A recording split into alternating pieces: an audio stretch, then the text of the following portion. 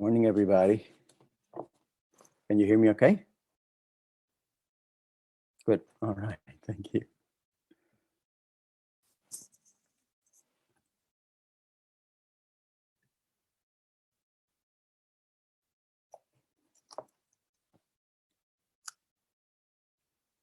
Good morning and welcome. We're going to go ahead and get started. We've got a lot to pack in today. My name is Robin Moody. I'm the Executive Director for the Oregon Health Forum and the co-host for today's event alongside AARP Oregon. Today, we're going to address fostering mental wellness and supporting our community in the age of the COVID-19 epidemic, a topic that touches each and every one of us. Before we get started, I'm going to do a couple housekeeping items to help our event run smoothly. First and foremost, today's event is being recorded as of now. And we are going to distribute that recording as well as the slides to all registrants for today's event. Notably, the event is also being live streamed via the Oregonian social media platforms. Because of our strong participation in today's event with over 800 registrants, we have muted all of our participants upon entry. Our speakers and sponsors are unmuted, but we do ask you to keep your individual lines muted and not on hold to reduce background noise and any distractions. We strongly invite and encourage your participation in today's event. And we ask that you type your questions and comments into the Q&A box at any time during the presentation, directing your question to a specific panelist wherever possible. Our speakers have generously agreed to stay past the hour today to ensure that as many questions get answered as possible. So we do encourage you to stay after if your question is not answered during the first Q&A segment. We're very grateful to our sponsors that have made today's event and all of our events possible, including Care Oregon and Kaiser Permanente, our annual sponsors, as well as today's gold level sponsors, Genoa Healthcare, Safeway, Newport Academy, and Gobi, Eastern Oregon CCO. We're also grateful to our silver sponsor, Millennium Health, which provides diagnostic testing services to clinicians treating behavioral health, substance use disorder, and chronic pain conditions. The Oregon Health Forum is a not-for-profit organization committed to advancing health policy solutions through meaningful community dialogue. You can learn more at our website, OregonHealthForum.org. Please consider making a tax-deductible donation to our organization or attending or sponsoring our future events. On May 7th, we will consider Metro's $250 million ballot measure for supportive housing. And on May 28th, we're going to take a hard look at the access crisis for inpatient psychiatric care in Oregon. I will now hand it over to my colleague and partner in this event, Ruby Houghton, Executive Director of Oregon AARP. Ruby? Good morning and welcome, and thank you for joining us. As Robin said, I'm Ruby Houghton-Pitts, AARP State Director. A little bit about AARP. So for more than 60 years, AARP has been working to promote the health and well-being of older adults.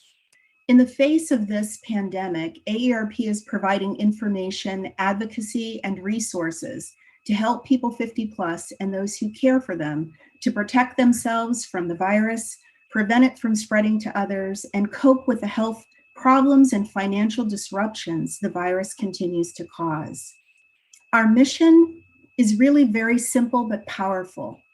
AARP strives to be the premier organization for people 50 plus and their families, and our mission is to empower people to choose how they live as they age. And that is why Age-Friendly Oregon is so important. Now, we're focused on making sure that every community in our state has what it needs to make urban, rural, and suburban communities more livable for people of all ages and abilities. This diagram holds the key. Imagine if transportation, housing, public spaces, respect for social inclusion, civic and social participation, and employment, and community and health services, and communication and information systems were inherent in every single Oregon community. Just think about how much faster we could have responded to this crisis. With more than 30 organizations, businesses, and political allies serving as age-friendly champions across our great state, we are on the road to making age-friendly Oregon communities a reality, and we'd love to have each and every one of you join us. Today's program is about making sure that no one is left out. And I want to welcome our facilitator for the day, Dr. Carlos Crespo, who is a professor in the Oregon Health and Sciences University and Portland State University Joint School of Public Health, as well as the Vice Provost for the undergraduate training program in biomedical research at Portland State University. Dr. Crespo has a plethora of publications, over 100 in fact, as I looked this up last night, and he's been awarded and applauded by the Surgeon General and numerous national and state organizations where he has been more than a conqueror in the work of making sure that we stay healthy, especially people of color. Welcome, Dr. Crespo, and thank you so much for joining us today.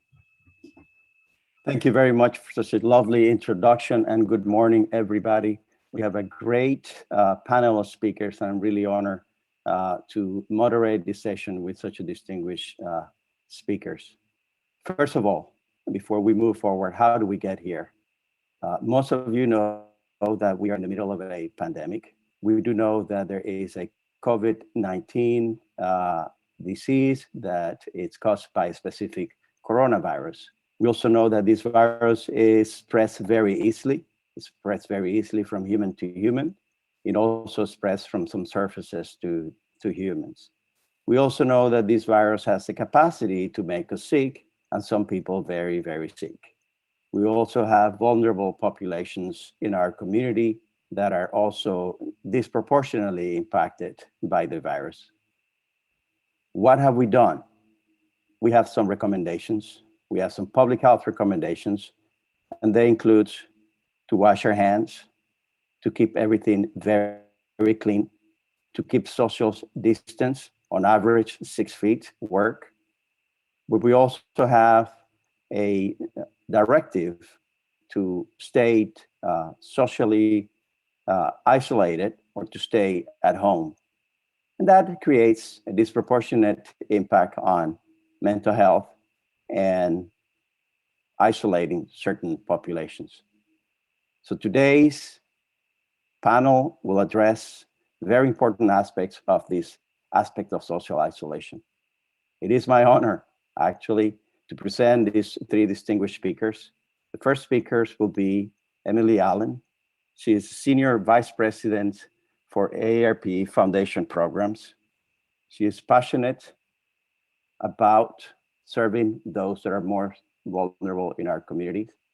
Her career started as a special education teacher and later became Vice President in the AARP Foundation, where she actually works in workforce development, developing economical infrastructure to support older adults so they can be independent and thrive and provide essential things that they need in their life. I would like to introduce you today to Emily Allen. Thank you. Thank you so much, Dr. Crespo. That was a wonderful introduction. I appreciate being here with you all. I'll say good morning. I'm actually on the East Coast, so it's actually afternoon for me, but really thrilled to be here with you all. And I'm so appreciative that you all are having this session because we know, even pre-pandemic, that in fact, from our studies, social isolation actually affects nearly 1 in 4 older adults. So I think it's just such an important takeaway that while social distancing and social isolation is so in the news right now, the fact of the matter is that even when we get back to reality, even when we get back to somewhat of a sense of norm, the reality is that 1 in 4 older adults will remain in social isolation. So I think it's so important that we think about the here and now, but also into the future and how individuals are being impacted. Next slide.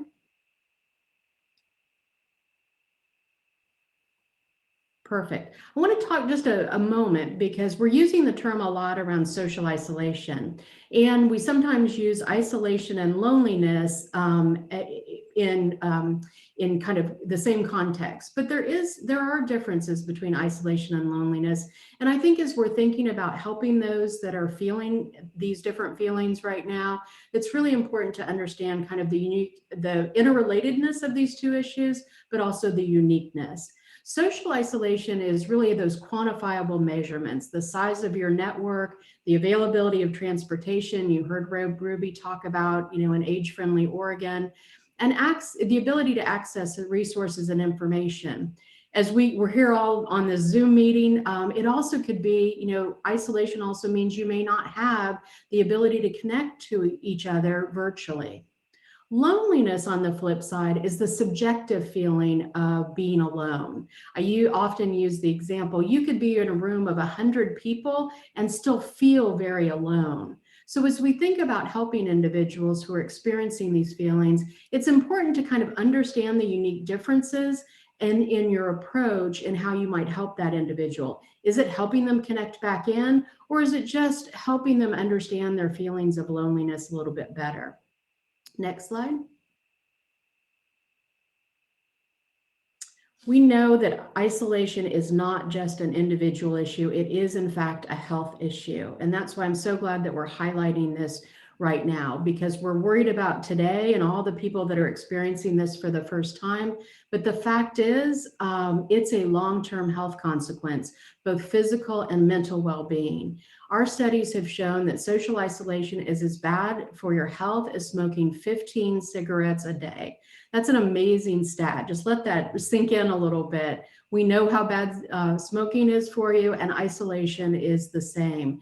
It increases blood pressure, it's greater risk of heart disease, early onset of dementia, and increased susceptibility to viruses like the flu, and certainly what we're experiencing now. Next slide. So dealing a bit with isolation during COVID-19, I want to touch on a few of these things. We know we don't need research to know that loneliness and isolation are likely to increase during the pandemic when we are ordered to stay at home. But I want to point out that physical distancing doesn't mean we have to social distance. In fact, quite the opposite. As we have to take ourselves away from our normal social networks, and it's important that we don't lose those important social connections. We can, in fact, maintain and even increase our social connectedness during this difficult time. Next slide.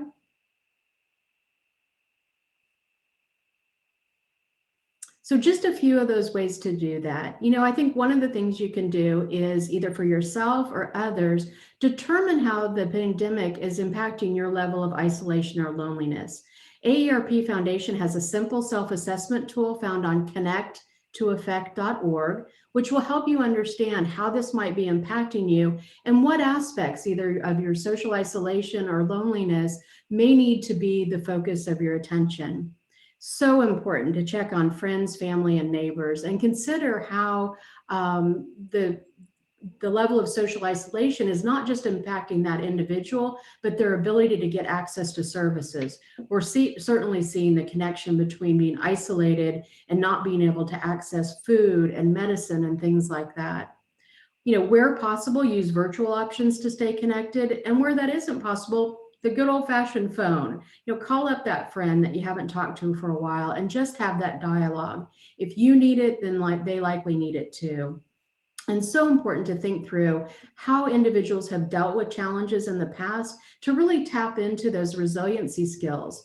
Help people develop a plan to stay connected. It may not happen naturally, but if you really have a plan to stay connected and think through how you've dealt with challenging times in the past, it can really help get us through this time. And I want to point out that AARP Community Connections is a new resource from AARP. It has a friendly caller program and mutual aid groups to tap into during this challenging time. Next slide. So I will, from there, turn it back over to Dr. Crespo.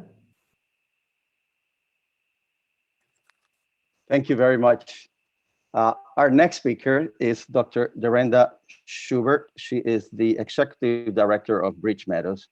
She's also a licensed psychologist with experience counseling children, families, and intergenerational families. Currently, as the Executive Director of Meadows is a organization that advocates nationally for intergenerational solutions to provide complex solutions to our current situation with families who are in different ages. I want to highlight that Dr. Schubert has won the 2016 Extraordinary Executive Director by the Portland Monthly Magazines, and in 2017, she was also recognized as the Women of Influence by the Portland Business Journal. She's also an American Leadership Forum, a Senior Fellow, and a Public Voices Fellow. And we are extremely delighted to count with her expertise for this topic today. And I'll let Dr. Schubert take it away. Thank you. Thank you, Dr. Crespo, for that beautiful introduction. However, I do believe that our dear colleague, Dr. Keren Wilson, is following Miss Ellen. Oh, okay. Dr. Wilson, Dr. Keren Brown Wilson, a very good friend of mine, will be then the next presenter. She's been involved with the Jessie F.R. Richardson Foundation. She is also a great contributor to the American Association of Retired Persons. She has extensive experience working with older adults, not just locally and in Portland or Oregon, but also internationally. She has conducted extreme interventions to help older adults in Nicaragua, in the Appalachian, and also in Oregon. I've had the opportunity to work with her in different programs and recognize her knowledge, her expertise, and commitment to provide and improve the health of older adults. Dr. Wilson. Thank you, Carlos. It's nice to see your face. Thank you. Well, I'm very happy to be here this morning, and I'm also happy to change places with Derenda. What I want to talk about really is about the impact of isolation, mostly on rural older adults. Our focus, wherever we work, is in the less populated areas. So I want to start with a map of Oregon, and I want to point out to you how small the area is that's yellow and red. That's the most populous areas of the state. When you look at the dark green areas, that's less than one person for every 10 miles. And if you look at the light green, that means that those people are more than 10 miles from 40,000, a population center of 40,000 people. So I think that shows you just how far apart most older Oregonians are living. In fact, we have over half of older Oregonians live in the light green and the dark green areas. Next slide, please. So I know that all of you who live here know that we have a beautiful state, but we want to talk not only about the geographic isolation of many older adults, but the technological isolation of many older adults. For example, did you know that you can only do FaceTime on an Apple phone? You can't do it on a flip phone, you can't do it on a telephone, you can't do it on a Samsung. You can only do it on an Apple phone. So for example, it's very hard to stay connected when you not only don't have the right kind of phone, but you don't have broadband connection, which is true in our state for many people who live in rural areas, not just older people. In fact, Governor Brown was on the news yesterday talking about the urgent need to speed up connectivity to the rural areas of our state. And it's really, really true. You can see by the numbers on the slide how many people in rural areas that are older that don't have a computer or a cell phone. And when you put on top of that the fact that 40% of rural women over 75 live alone. So imagine you're living alone more than 10 miles from somebody else. You have no cell phone, no computer. If you want to think about what that might mean in terms of regular contact, whether you're in a stay-at-home order or not, I think you can get the picture. Next slide, please. So these are some numbers that are based on some Oregon Health Authority and American Senior Health rankings. But already older people were having significant amounts of depression and loneliness, mental distress, and don't have good access to mental health care like most Americans. This is only going to get worse. You might not know that suicide in Oregon is the 9th leading cause of death. And you might also not know that older men and Native Americans have a much higher rate of suicide than other Oregonians.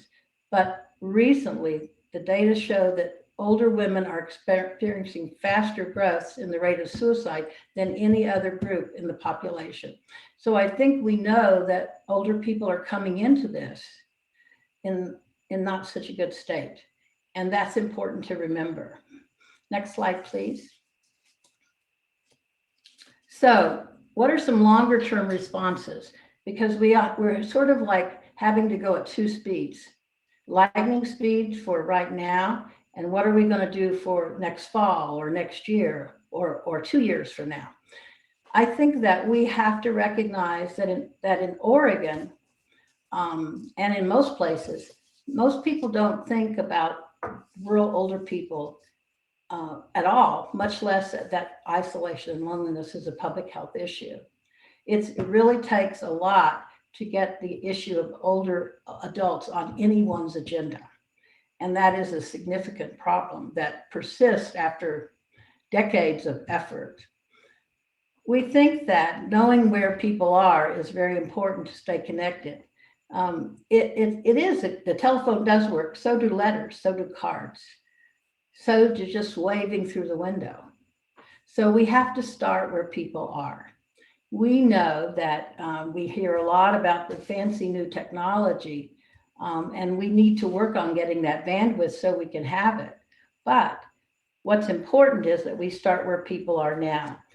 I think that you'll see at one of these slides that we have a site that you can go to that will help you direct people to join Facebook groups in small groups, which is one way that they can stay connected.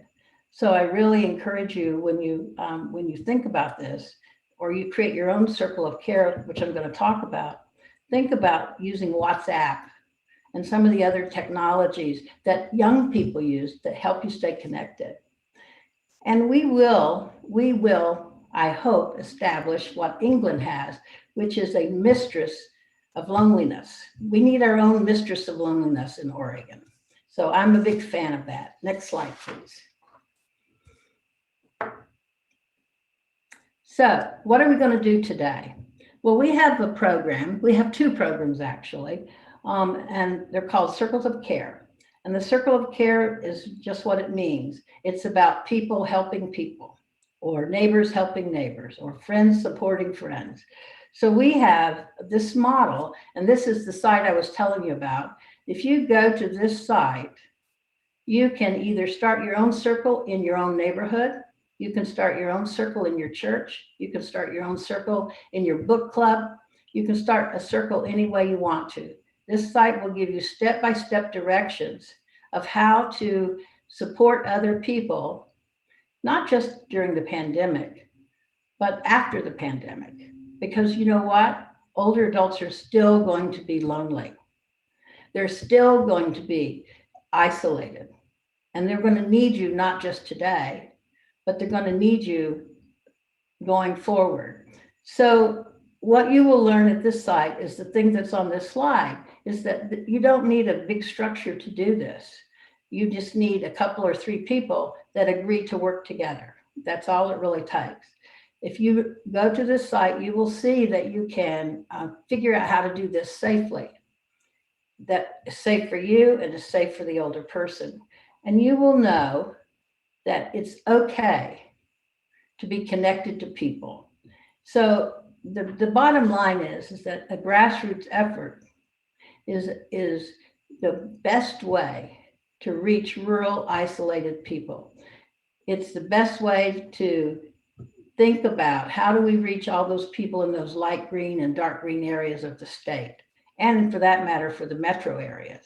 So I just encourage you to realize that you actually, as an individual, have the power to positively interact with an older adult who might not have spoken to anyone for 4 or 5 days or longer. I know because that was my sister-in-law when I called her the other day. So I want you to think about that. And with that, I will turn it back over to Carlos to introduce Derenda. Thank you very much, Dr. Wilson. I appreciate and apologies, Dr. Schubert, for jumping the gun there. It is my honor one more time to introduce Dr. Derenda Schubert, who is the director of Meadows. She's a licensed psychologist. And as executive director, she's also an intergenerational champion at Meadows. She leads a team that advocates nationally for intergenerational solutions to complex social challenges, spearheading strategic planning, and shaping Meadows' expansive vision for the future. Thank you and welcome.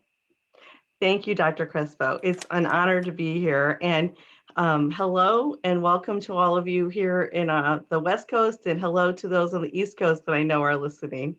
Well, today I'm going to talk about the landscape, and then we're going to talk about some strategies for you to connect to your community and to take good care of yourself.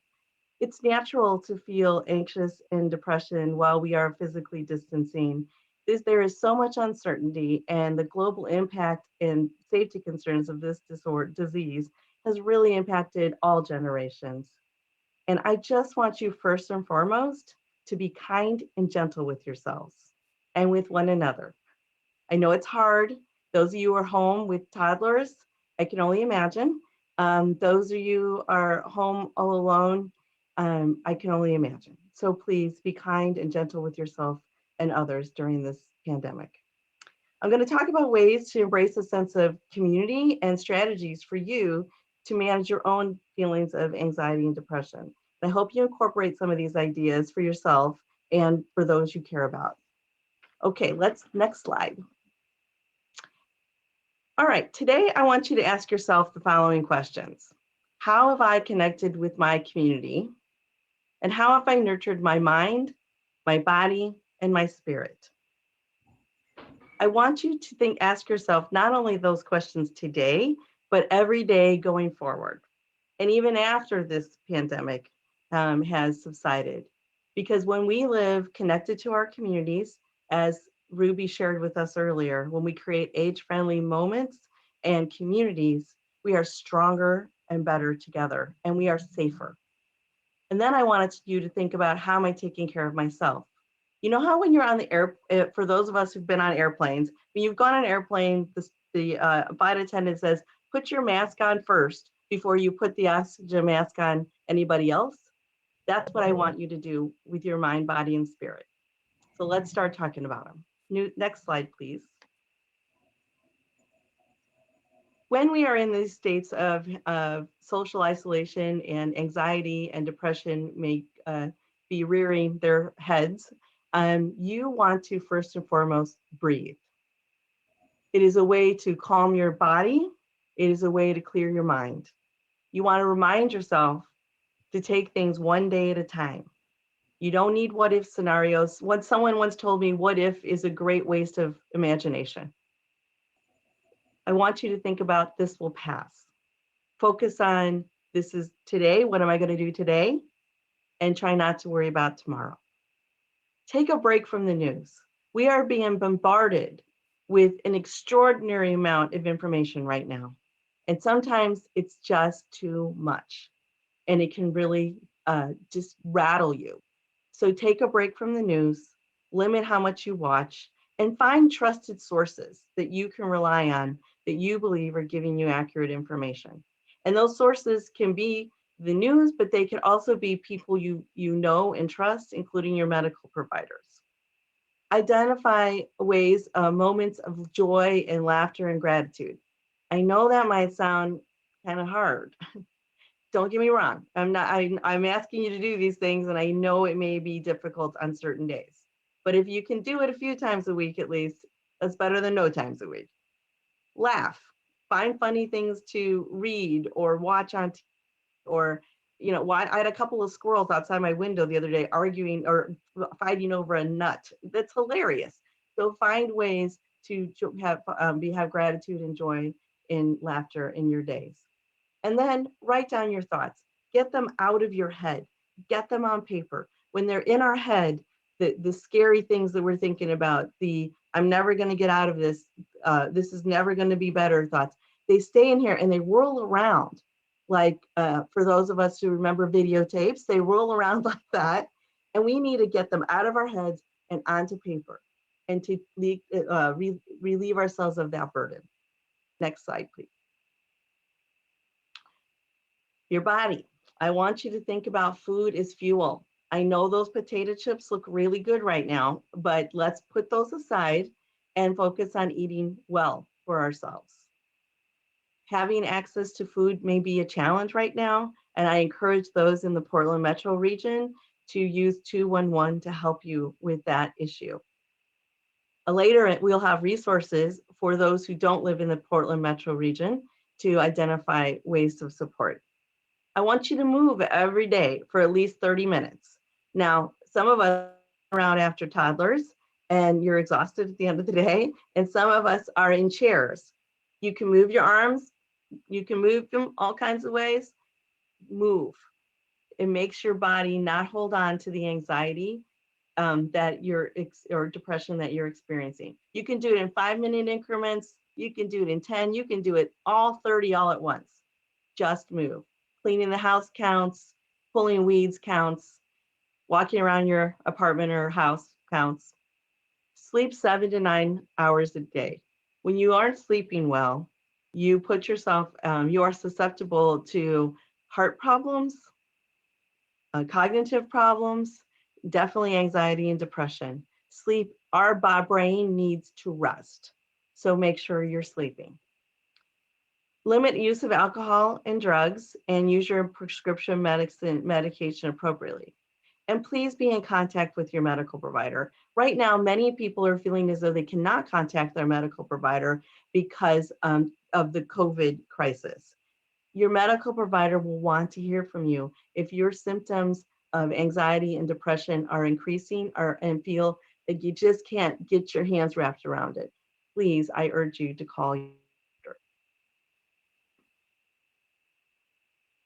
Recently at the Bridge Meadows community, some of the ways that folks were nurturing their bodies was by sharing healthy soup with one another in a very safe way. I just want to say that. At Bridge Meadows, everybody lives intergenerationally. It's a community for all ages. And we really see the power of coming together in a community, caring about each other, doing those things that Dr. Wilson talked about. And I was just delighted to hear that healthy soup was being provided and people were sharing that with one another, young and old. All right, let's talk about our spirit. Next slide, please. Our brains are designed to connect with each other. We are human beings who are supposed to be connected with each other. It is our go-to default. Now, everybody has a different gradient of how much they want to connect with each other, but we all need to connect. So I want you to find safe ways to connect with with one another. You've heard some ideas here, the WhatsApp, the FaceTime, the computer, and phone. It works.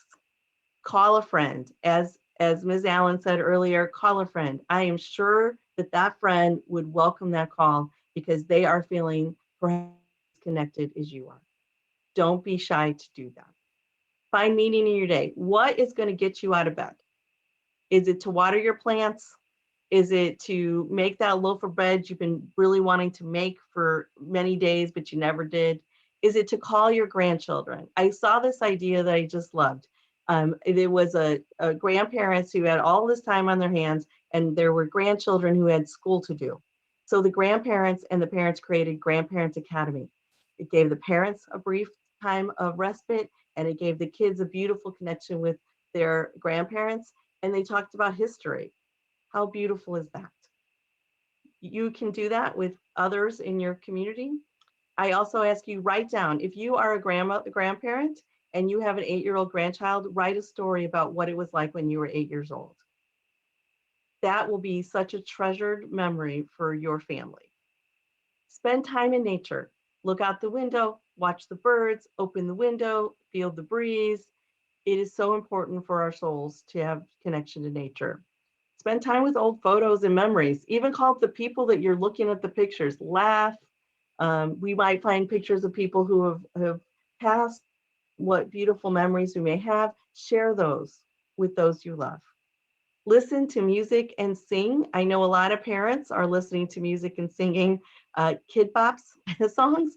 Well, listen, you could dance, listen to music and sing, and you've covered a whole bunch of things to take good care of your mind, body, and spirit. Meditation and prayer can be very helpful to slow our minds down, to breathe, and to slow down our bodies. Next slide, please. It's always important to talk. I'm a big talker. I talk to my family on a regular basis. I probably talk to them more now in this pandemic than I ever did before, and that's saying a lot. We sometimes need each other to rely on. You are not alone. Call your family, call your friends when you're feeling anxious and depressed. Share what you are experiencing. I want you to know you're not alone. Somebody else is experiencing that very same thing. Call your clergy, call your medical provider, call your doctor, call the nurses. Let them know what's going on for you. There are ways to be helpful in this pandemic, and your medical providers, again, will be glad to hear from you. There are counselors standing by to be supportive. They're using the video to talk with people. They're using the phone to talk with people. There is help. And there is a national helpline put together by the Substance Abuse and Mental Health Services Administration. It's free. There are trained counselors 24/7, 365 days a week, to a year to listen to you. Please call. There are English, Spanish, and resources for people with hearing impairment and deafness. We put together a list of resources for you to take away. My hope was that you would take this out and take a picture of it, although it will be recorded, this is being recorded. Use this as your connection to support and help. And please know that reaching out for support and help means you're a strong person, not a weak one. We're in this together. And here's what we're going to do. You're going to ask yourself every day, how did I connect with my community? How did I nurture my mind, my body, and my spirit? Thank you very much. Thank you, Dr. Schubert. That was great. Highly appreciate the input of all of our panelists. I think next we're going to have questions and answers. You can put your questions in the questions and answers. Some of them have been answered. Do we want to proceed with the speakers answering, or I could read them from here? We have Kate Reckart on the line today, who's going to read out the questions and direct those to panelists. Excellent. Good morning. And our first question will be, the question is, social isolation among residents in lockdown at long-term care facilities are suffering acute isolation. How can we engage long-term care volunteers and others to be engaged with virtual contacts with residents? So either Keren, Dr. Wilson, thank you. Yeah. Actually, that's a really good question. And we have a program called LEAP that just created some new activities for that can be carried out for social distancing in long-term care facilities, a variety of places. So these activities are meant to do as ways to engage people who are isolated in their rooms, so they can still be connected with their friends in those settings. So that's one thing, is to take advantage of some strategies that have been designed for group activities that are done at a distance. The other thing, which I know both of the trade associations, Leading Age and OCA, also have been providing information, and I know that information is available to people who want to know how to stay connected with people who live in those settings. But as an individual, even though you can't go inside, you can still walk, you can still call and do Zoom meetings with people in the building or FaceTime with people in the building. And the staffs of those buildings are more than happy and thrilled that you're willing to do that. We have a case, one place I know where they're doing singing, serenading, which is a great thing to do. So there are strategies that are out there and that are available to be used. Great, thank you. And yeah, Derenda, if you'd like to join in. Just to add on to what Dr. Wilson talked about, there's a beautiful pen pal program going on too. If you have youth at home who have plenty of time on their hand after their homework is done, they can draw pictures and write little cards, and those can be dropped off at the community, at the long-term care communities. There's been a lot of pictures on social media of folks talking to their loved ones through a window. We just use your creative mind. Don't forget and stay connected to the folks in long-term care. And the staff really, that direct care staff, they could use some love too. So please think of them as you're connecting. Yeah, and Kate, this is Emily. I wanted to just add, and I mentioned it earlier, but AARP Community Connections, which was launched fairly recently, actually has a volunteer friendly voices call program. And so people can sign up to either receive a call, they can call a toll-free number, or you can sign somebody else that maybe you care about and want them to receive a call from a trained volunteer who just wants to be a friendly voice on the other end of the line. So that's at aarpcommunityconnections.org, or the toll-free number, which we can hear also, is 888-281-0145. Great, thank you so much for that. Our next question is, can you talk about self-care options for those with young kids at home? And Emily, this might be a good question for you. I don't know that it will be. My apologies for that. No worries. I can probably take it, but not having children and working for AARP, maybe not the best expert. Dr. Schubert. So I just wanted, would someone repeat the question? Certainly. Can you talk about self-care options for those with young kids at home? Oh, yes. So right now, parents are under an incredible amount of stress because they're trying to work. Those who are able to work from home are doing that, as well as taking care of young ones and being school teachers. And on top of that, you may be going to work and because you're an essential person in our community. So basically it has to be, frankly, after they go to bed and they know you're exhausted after that, I would recommend yoga and meditation as options for taking good care of yourself, and finding those moments when the kids are distracted with a movie. I don't, at this point in time, I know we are worried when our children are on video way too much, but we need to be kind and gentle with ourselves and realistic. And sometimes 24/7 care of children without a break is a lot. So find those moments when they are distracted, or give them moments to be distracted, and really focus on that time of taking care of yourself. The dishes will get done. The laundry will get done. And really, when some advice was given to me when I had my first baby, was when the child sleeps, take a nap, do not be distracted to go do the housework. That would be the guidance I would give. Mm-hmm. Thank you. Next question, what addiction treatment is available specifically for older adults in Oregon?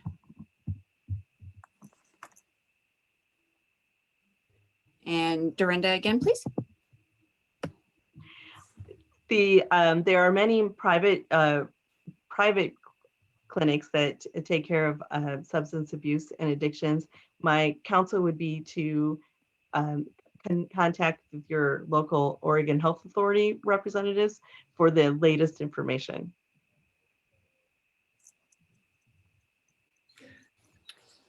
Okay. Yes, Dr. Wilson? Also, I know that for certain circumstances, it's not inpatient, but Gobi has some programs for older individuals who have usually significant mental health issues. So that might also be a resource.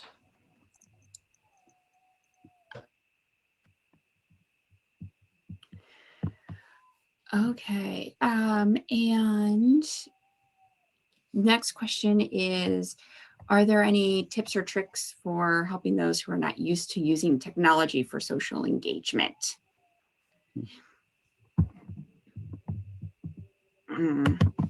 And yeah, so are there any? I think Dr. Wilson is going to Yep. answer. I think that what we have found is that, for example, one of the things that we did is put, and I saw a comment that someone was sending drawings to children, from children in Meals on Wheels deliveries. Well, we're also putting things in Meals on Wheels delivery to people who don't have phones or who don't use technology. And I think the backstop for everything is the telephone. For most people actually do have a telephone and actually would prefer to talk on the phone rather than text or FaceTime or use other means. And they really do like cards. So I think that doesn't sound very sophisticated, but it really does work.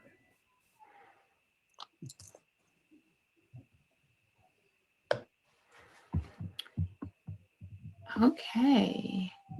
And I With that, I think we should With take a that, pause. And we really, again, want to encourage the nearly 500 attendees we have on the line to stay with us. Our speakers will stay with us, but we do want to hear, we have some wonderful sponsors on the line today with some additional resources to add. So we're going to go ahead and move into the sponsor section today. And again, please stay with us after the hour and we will continue to answer questions for quite a while longer. We do want to thank again our annual sponsors, Care Oregon and Kaiser Permanente, as well as our silver sponsor, Millennium Health, who provides diagnostic testing services to clinicians in the behavioral health space. Scott Spicer from Genoa Healthcare, a gold level sponsor, is up next to speak with us. Scott? Good morning, everyone. Thank you, Robin. Thanks to the Oregon Health Forum staff and all of our panelists. This is really great information. I love learning from these events. So as Robin said, my name is Scott Spicer. I'm from Genoa Healthcare. And before I tell you kind of what I do and go over what's on the slide, I want to put a few questions out. And I think you'll be a bit surprised by the answers. So I want to make sure I'm reading them correctly. So first question is, have you ever been frustrated with automated phone systems and long hold times when you call your pharmacy? Just for a simple question. At Genoa, we understand that, and our staff and our pharmacies are the first persons to answer the phone. We're here to answer those questions, sometimes simple, sometimes complicated, and we want to be your best support when it comes to pharmacy, especially during these difficult times. Second question, can you remember a time when you forgot to take your medication or you waited too long to get a refill? You might have thought to yourself, oh, I should have gotten that pill organizer. Am I going to get my medications on time? One of the nice things we do with Genoa to take good care of everyone we serve is our staff does reminder calls. We have an automated refill system where we'll send you that medication as long as it has refills left on it. We do specialized packaging, bubble packing, and we also send medications in the mail, and in some cases, our drivers can deliver to a facility. Our staff are working really hard on the front lines right now to keep up with the demands, and we like to really maintain those relationships, and we hope that gives folks some security during a difficult time. The last question here is, did you know about Genoa? And the reason I ask that is because I'm excited to work for this company as a really unique model that's in our communities. We have brick and mortar locations. We do a lot of the things that long-term care pharmacies do. And with our closed door approach, we partner directly with the providers and patients we serve. So just to give you a little overview, we are the national leader in pharmacy and telepsychiatry for behavioral health. You can see we've got a lot of locations all over the country, 14 in Oregon, all across the state. You can look for our locations online. Our partnerships are based on the relationships we have, not only with the people we serve, but the providers, programs, and facilities that we customize all our services with. And we actually don't charge for any of those customized services that I mentioned to the provider or the patient. And as I mentioned, our goal is to work with you to improve your pharmacy experience and to support you in meeting your goals. We have a 90% medication adherence rate compared to 45% with retail pharmacies. And we have statistics to show the impact that we have on our care system. So I'll leave you with that. I'm here as a sponsor and don't want to take away other folks' time, but if you do have a question or would like to find out more about Genoa, you would, as an individual, need to talk to your doctor. And as providers out there, you can reach us directly. So I've got our contact info here in the chat. Hopefully that came through. And again, thank you so much, everyone, for your participation, for all the expert information. We really appreciate participating in these events. Thank Thank you. you very much, Scott.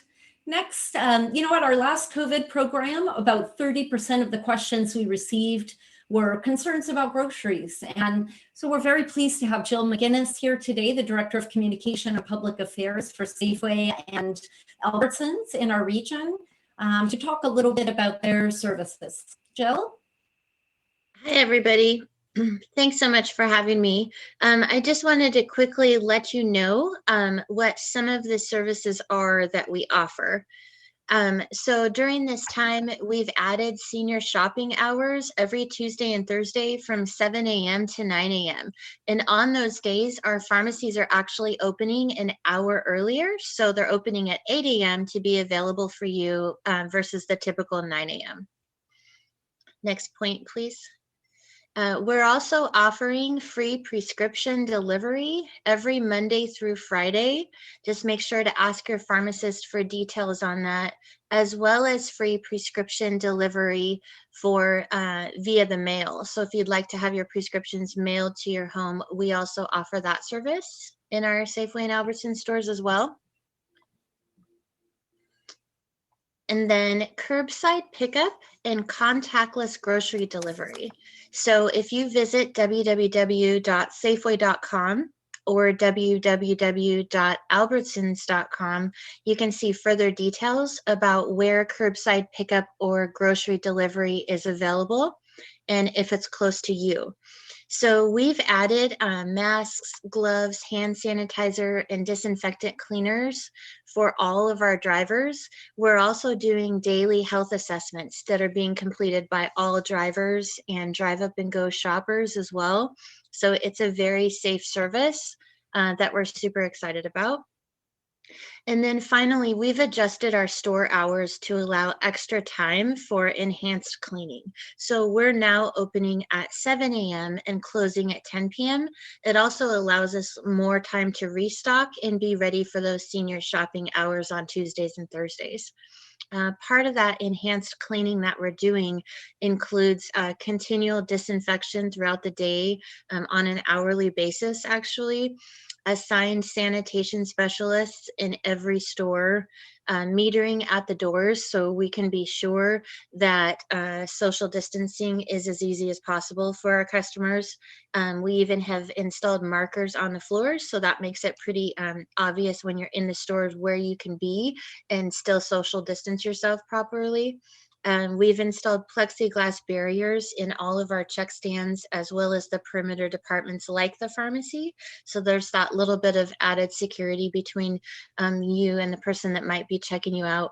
And finally, our employees are required to wear masks and practice frequent hand washing and use of hand sanitizer right now. So we're really confident in the level of response that we've had and that we've put in place. We've taken every recommendation from the CDC very seriously. And we've really evolved as this pandemic has evolved, and we'll continue to do so. So thanks, everybody. And be sure to reach out on our websites if you have any questions.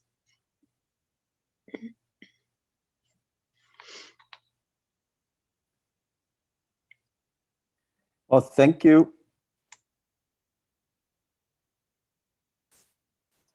Yeah, I'm Marcus Robinson with Newport Academy. I'm thankful to be one of the sponsors for this event.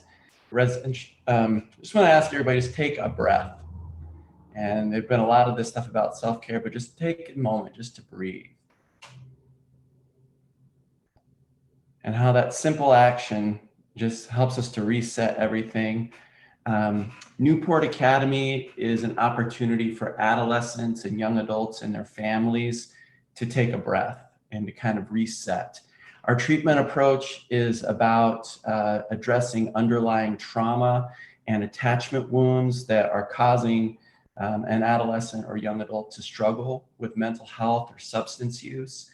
And we serve clients from the age of 12 to 27. So as we've talked about these older adults, there's also such a crisis among our young people. And the power of older people breaking that bubble and reaching out to encourage young people is so important. But sometimes they need just a space to go to and to focus on treatment. And that's what Newport Academy is. We have campuses in Washington State and in California and Connecticut. So most of my clients go to Washington or California. All of our evidence-based approaches, we work with equine therapy, art therapy, we'll do some adventure therapy, as well as just some of the traditional CBT and DBT groups that are really effective. But we really focus all of our treatment methodology around attachment-based family therapy to help families to reconnect and to learn some new skills as that child is away at residential treatment. So if you know a young person or a family in crisis, just ask you to reach out to me. My name's right there, marcus.robinson@Newport Academy, and I'm happy to talk with you about our resources and point you in a great direction. Thanks for the opportunity.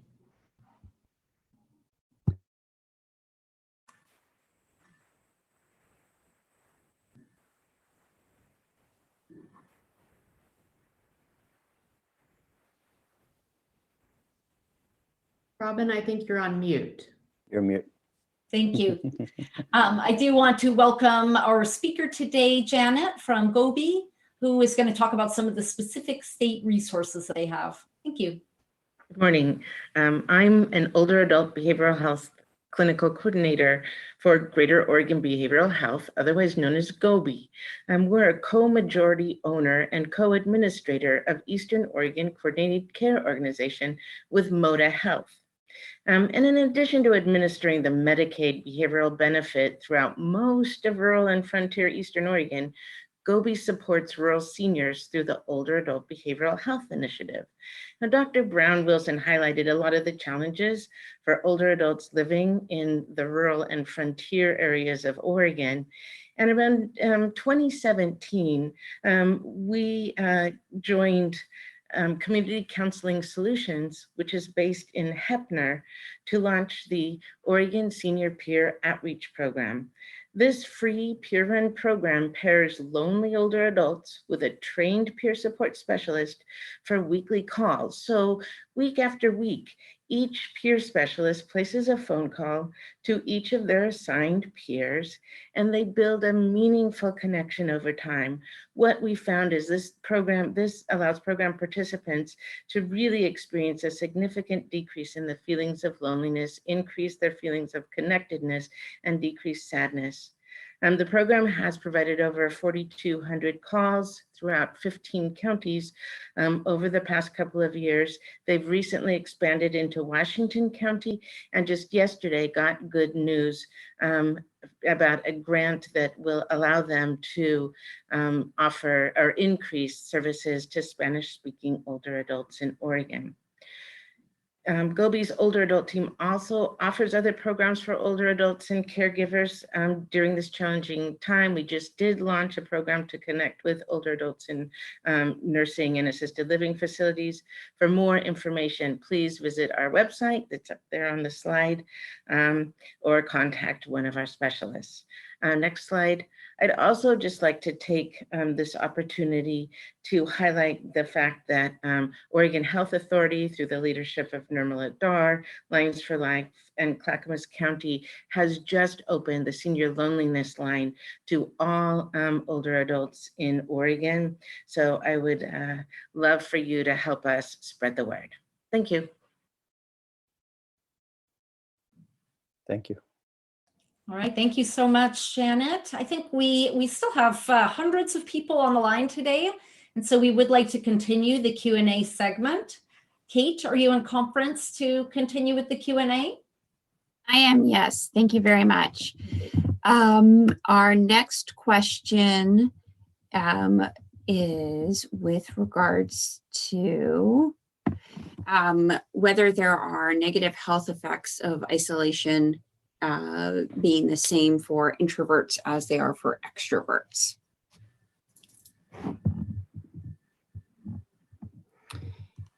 And This is Emily. yeah, this would be for Keren. Thank you. No worries. And I actually am not aware necessarily of any research. I mean, that's part of the problem with isolation and loneliness. It's not a deeply researched issue, and so I don't know necessarily of the differences between isolation and loneliness as it impacts introverts versus extroverts. Interesting question. I mean, I think it's also how we define those two issues. It's really where you derive your energy from. If you're an introvert, you derive your energy from being alone.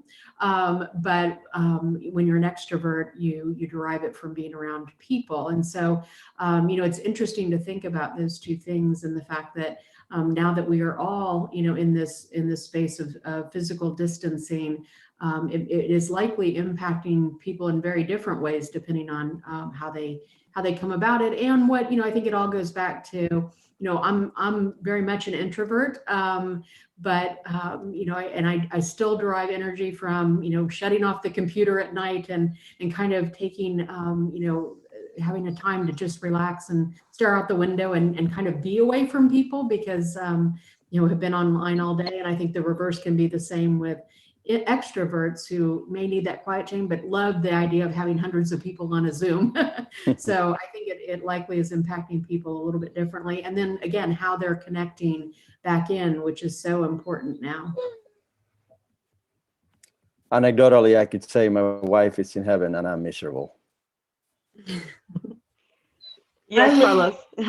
I have the folks I've spoke to is the folks who lean toward. I agree with Emily. There's not very many studies about it, but those who lean toward the introvert are like, heavens, I don't have to be on. Thank heavens, I can rest. And extroverts are like, how many? We want to be on another Zoom call? I'll talk to you for longer. And I think we're just all adjusting in our own way, but I don't know of any studies that examine that. It sounds like a great dissertation for someone, though. I think this would be a great study for the School of Public Health, Carlos. I would say that I suspect that the intervening variable would be the amount of control you have over the contact. I mean, if you're an introvert and you don't want contact, it's one thing. If you're an introvert and can't get contact, I suspect that's a highly different impact. So I suspect it's the amount of control you have over the interaction opportunities you have that would prove to be very important. Actually, these are good points, because what I find is I find like I'm intruding on somebody else's space, somebody who normally was alone and was happy being alone and doing her work from home, and now they have to share the space with 3 or 4 other people. It's an adjustment that the introverts will have to do, and that is also equally stressing.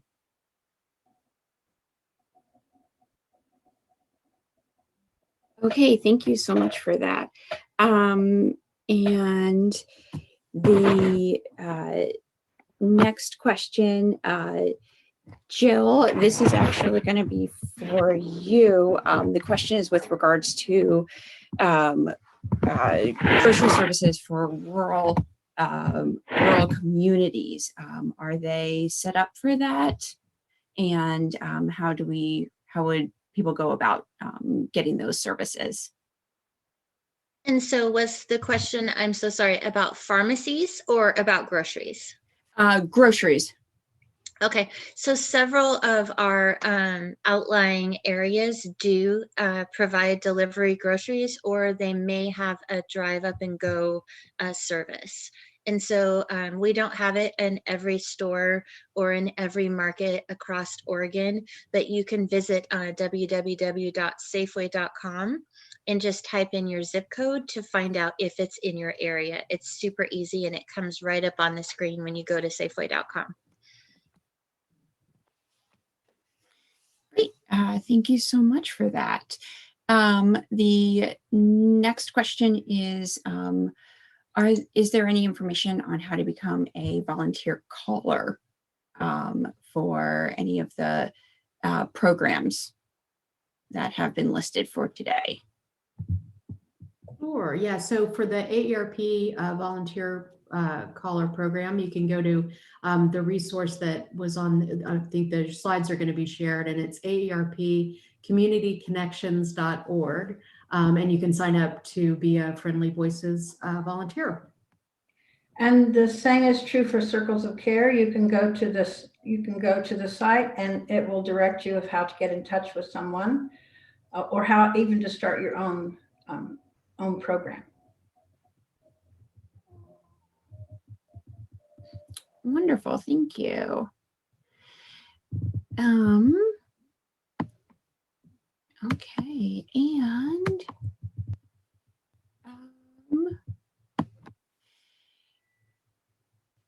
all of these slides and this recording will be available after the presentation as well, because we have gotten a lot of great questions coming through.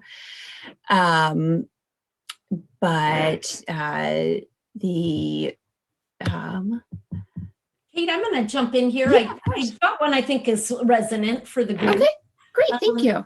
It says, I feel trapped in a complex web of concerns and frustration. I have little energy to move and I feel a weight compounding daily. Responsibilities are mounting, engagement is required, but it's taking a lot of effort, a monumental effort to do the basics. This one I'm going to direct to Derenda. What do you do when how can you, get yourself moving forward? What do you do if you kind of don't have the energy to put one foot in front of the other? Well, many people are feeling that way. Thank you for sharing what's going on for you.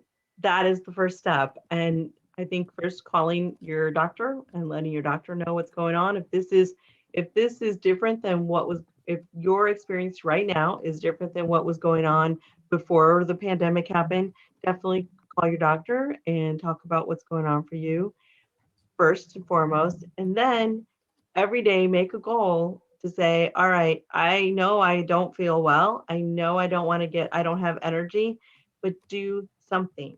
Pick something that you're going to do that day. And it could be going out to get the mail. It could be, I'm going to clean out that drawer that's been driving me nuts. It could be, I'm going to call one friend today, but do something. It's kind of like you have to break through that fog in order to do it, and be kind and gentle to yourself. Make sure you're taking good care of your basic health needs, like take a shower, eat something decent for yourself, but do something healthy, and call your doctor. Thank you. This one, again, it represents several questions, but folks do have questions about like the experience of loneliness and potentially downside effects of using social media, as kind of your main communication or your outlet for that. There's been research around that. I wonder if Derenda or maybe Carlos could talk a little bit about maybe some of the risks and upsides of use of social media as a means of community connection. Well, we are certainly in better position that there are multiple ways of using the internet and telecommunications to engage with other people.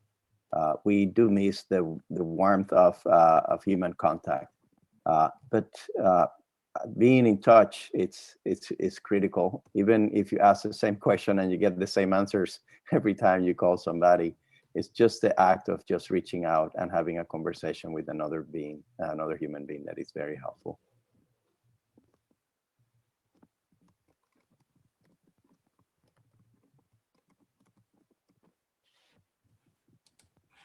All right. Any other questions that you see there, Kate, that need to be addressed? We still have around 270 people on the line today. Oh, okay. Yeah, that's great. And I do have a question about the Circles of Care program. Is that limited to people in Oregon, or can people in Washington State and other states participate? It's for anybody anywhere. If you go to the website, it gives you step-by-step directions. It's not a form. We have a formal program that's structured, and then we have a do-it-yourself program, which gives people instructions how to start one literally anywhere in the world. So just go to the website and you'll see how easy it really is. It's pretty basic steps and pretty complete. So, and if that doesn't answer your questions, feel free to contact us and we'll provide more information. We want everyone to have a circle of care. Wonderful. Yeah. We did get a question earlier, a little bit more about Derenda's organization and just a further description of what that is in a basic sense.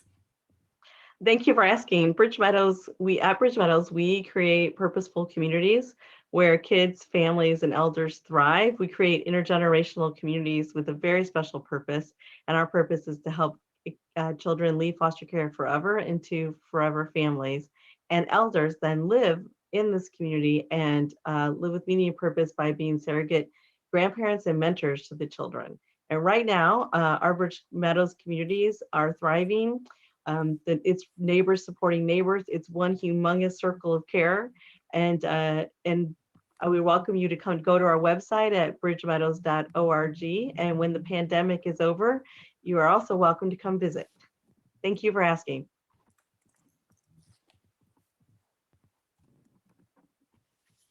There was an earlier comment about the role of physical activity and mental health. So we do know that physical activity, it's great for acute anxiety and also for depression.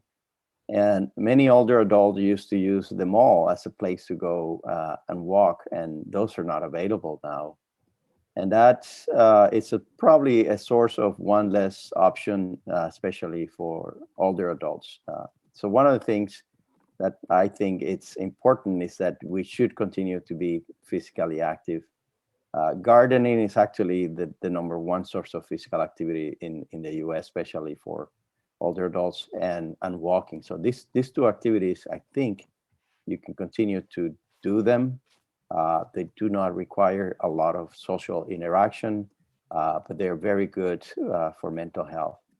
They not only for mental health, we do have evidence that it also helps the immune system.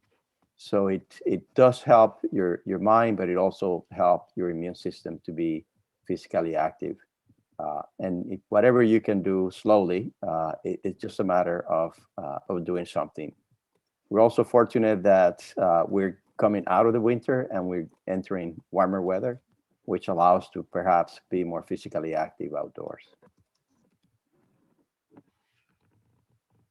Thank you for that. I do want to hit on a couple questions that have been coming through with regards to this presentation.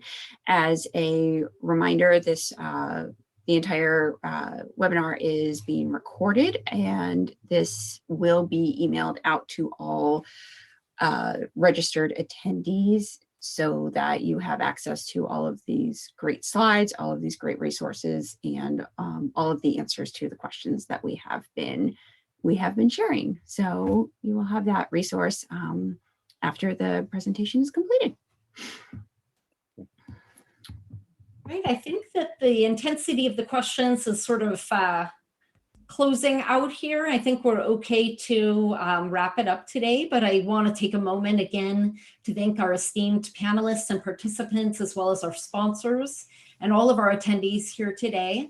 And just encourage you, as Derenda said, do something every day and keep your spirits up. And again, we will have additional events on other topics on May 7th, looking at the Metro Homeless Ballot Initiative, and later in the month at the acute crisis that we're experiencing with inpatient psychiatric access. So thank you very much for your time today. And so we'll go ahead and adjourn. Thank you to our speakers for staying long. And I want to also thank the Oregon Health Forum and AARP for spearheading the efforts of putting this together. I know there's a lot of coordination that has to happen, and the staff and everybody was extremely helpful. Thank you very much for putting this. Thank you.